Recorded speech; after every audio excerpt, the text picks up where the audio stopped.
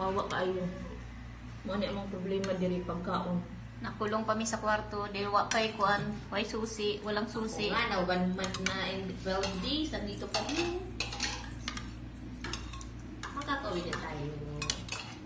Sabi ko po. Settle po, sana matulungan mo kami. Yung iba dito pinapasadline para may pambiling ticket, makauwi lang. Tapos yung sahod namin, binubulsa ng agency namin. Andun sa agency. Yung 1 month na ako, at saka yung 1 month and 14 days nandun sa agency.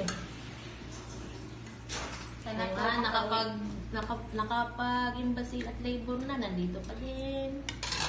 Nakasabuan ka taga-polo. True. Pera-pera na Kaya nga po, tulungan nyo kami makauwi ng Pilipinas kasi ayaw nila magbigay ng chance employer. Pero gusto na namin kung umuwi na. Kami iba dito gusto na namin kung umuwi.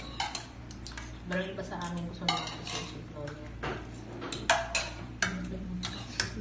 Uwi na. Aduwad po yung agency ng dito sa Saudi.